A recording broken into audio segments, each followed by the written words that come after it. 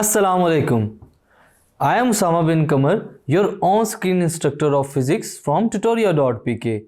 Today we are going to start our last chapter of grade 11, which is named as thermodynamics. What is thermo and dynamic? Thermodynamics deals with various phenomena of energy and related property of matter, especially the transformation of heat into other forms. यानी कि अगर हमारे पास heat या energy किसी एक form से दूसरी form में चेंज होती है स्टूडेंट्स, तो इसको हम लोग क्या कहते हैं? Thermodynamics. The word thermo is related to heat and dynamics is related to the motion of particle. Thermo heat और जो डायनामिक है हमारे पास वो रिलेटेड है किससे? मोशन ऑफ पार्टिकल से. यानी कि पार्टिकल्स मूवमेंट में होंगे, काइनेटिक एनर्जी उन पार्टिकल्स की होगी. Thermal equilibrium, when two objects at different temperatures, अगर हमारे पास दो ऑब्जेक्ट्स पड़े हैं जिनके टेम्परेचर्स डिफरेंट हैं, are brought into contact with each other, अगर उनको आपस में इकट्ठा किया जाए या जोड़ के रखा जाए, energy is transferred from the hotter to the colder body. हमें पता है कि अगर हम लोग एक गर्म बॉडी और उसके साथ एक कोल्ड बॉडी को रख दें तो कुछ देर बाद वो जो हॉट बॉडी की हीट है उसकी वजह से कोल्ड बॉडी भी गर्म हो जाएगी. तो इसको स्टूडेंट्स क्या कहते हैं? Thermal equilibrium. दो बॉडीज हमारे पास कब थर्मल इक्विलिब्रियम में होती हैं? जब तक दोनों बॉडीज के टेम्परेचर्स सेम ना हो जाएं. इसके बाद हम लोग बात करते हैं स्टूडेंट्स हीट और वर्क का आपस में क्या कॉम्बिनेशन है. Heat is something which flows from the hotter body to the colder body, जैसा कि हम लोगों ने पहले पढ़ा. Till the temperature of the two bodies become equal is called heat.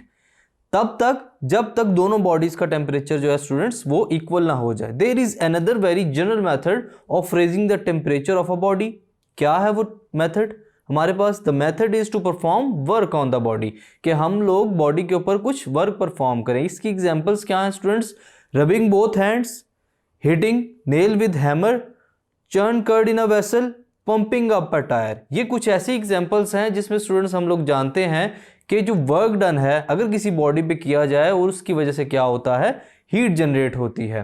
तो ये है रिलेशन किसका? हीट और वर्क का. Equivalence of heat and work, आपस में दोनों की क्या इक्विवेलेंसी है? इन दोनों में क्या एक जैसी चीजें पाई जाती हैं?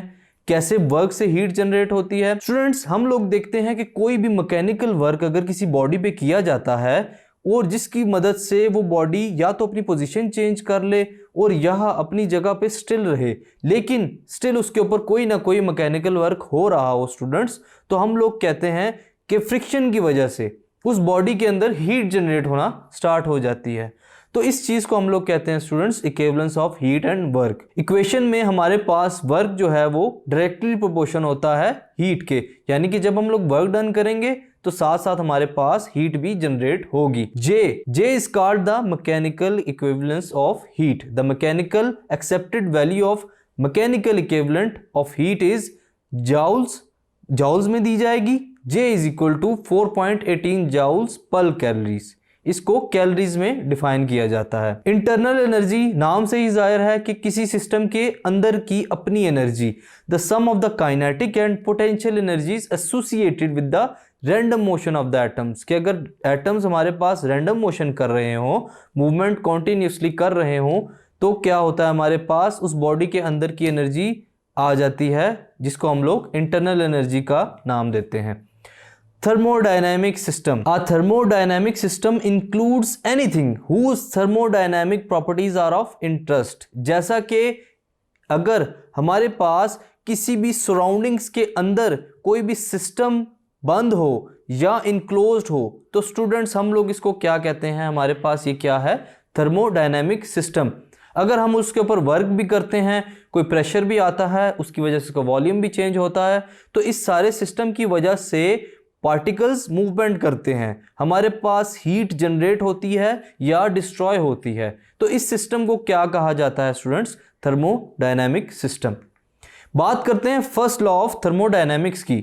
क्या होता है फर्स्ट लॉ?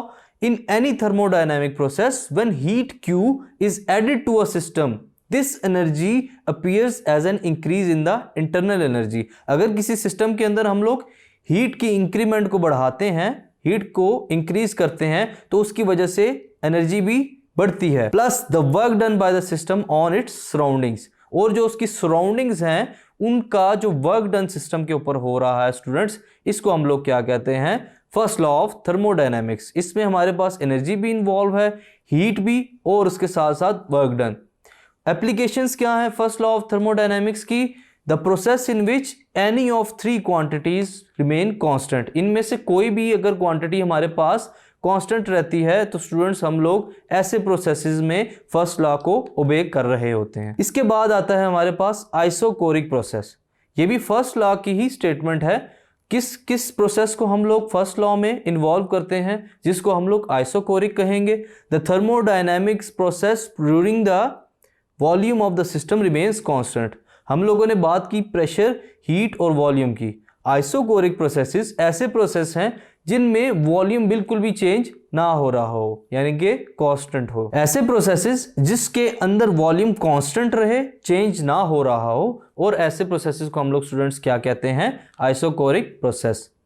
बात करते हैं आइसोबैरिक प्रोसेस की। आइसोबैरिक प्रोसेस में हमारे पास स्टूडेंट्स प्रेशर कांस्टेंट रहता है। जितना प्रेशर बॉडी के ऊपर सराउंडिंग्स की वजह से लग रहा है या सिस्टम के ऊपर लग रहा हो प्रेशर, वो बिल्कुल भी चेंज ना हो रहा हो, यानी कि कांस्टेंट रहे। Isothermal process, a process is carried out at constant temperature, जिन पे हमारे पास टेम्परेचर कांस्टेंट रहे, ना ज्यादा हीट अप हो और ना ही उसका टेम्परेचर लो हो रहा हो। Adiabatic process is the one in which no heat enters और लीव द सिस्टम। बिल्कुल भी हीट ना अंदर जा सकती है सिस्टम के और ना ही बाहर आ सकती है। ऐसे प्रोसेस को हम लोग स्टूडेंट्स क्या कहते हैं, एडियाबैटिक प्रोसेस।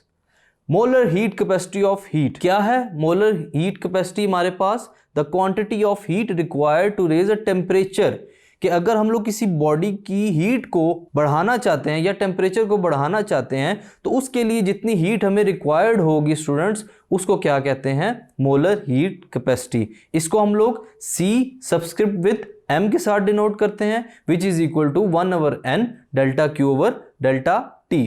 दो प्रोसेसेस होते हैं हमारे पास, या तो हमारे पास वॉल्यूम कांस्टेंट रहेगा CV, या तो हमारे पास प्रेशर कांस्टेंट रहेगा, स्पेसिफिक हीट या specific pressure.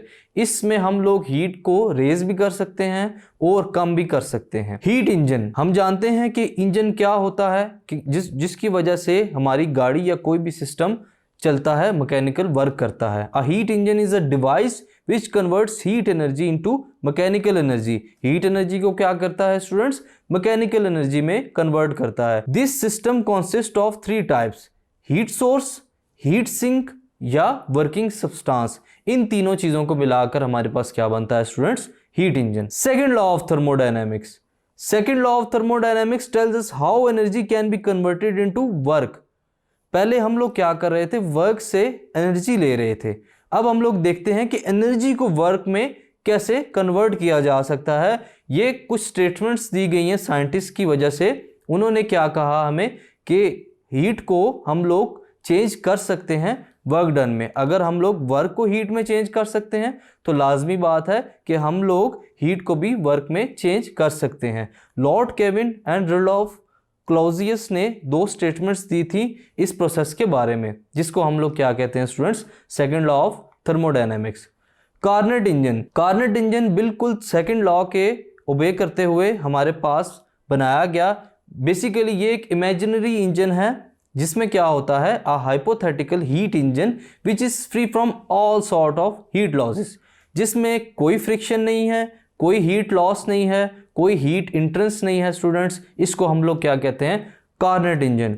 A Carnot heat engine consist of a gas cylinder with perfectly insulating walls, a perfectly insulated weightless and frictionless piston in cylinder. ये चीजें required होती हैं कार्नेट इंजन के लिए, but हमारे पास आज तक दुनिया में ऐसा कोई इंजन नहीं है जो बिल्कुल परफेक्ट हो और जिसमें ऐसी खसूसियात पाई जाएं।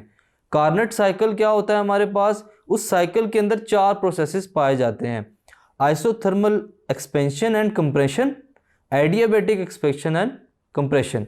ये प्रोसेसेस कार्नेट साइकिल में फॉलो किए जाते हैं। Refrigerator, the device which will either cool और मेंटेन अ बॉडी टेम्परेचर, या तो वो बॉडी को उसके टेम्परेचर को कम करेगी या तो उसको कूल करेगी और या फिर उसके टेम्परेचर को मेंटेन रखेगी। हमारे घरों में भी इस्तेमाल होने वाला रेफ्रिजरेटर इसी प्रोसेस के ऊपर चलता है और उसी को रेफ्रिजरेटर कहा जाता है, जिसमें हमारे पास बॉडी के टेम्परेचर को या तो कूल किया जाता है या फिर उसके टेम्परेचर को मेंटेन रखा जाता है। और लास्ट में हमारे पास है स्टूडेंट्स एंट्रोपी।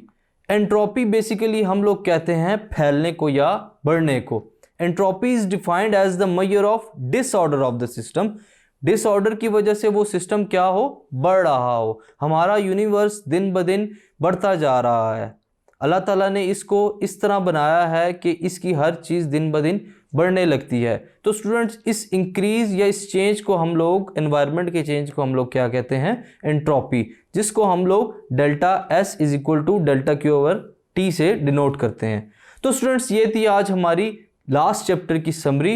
इंशाल्लाह नेक्स्ट ग्रेड में मुलाकात होगी। I am Usama bin Qamar, your on screen instructor of physics from tutoria.pk। अल्लाह हाफिज़।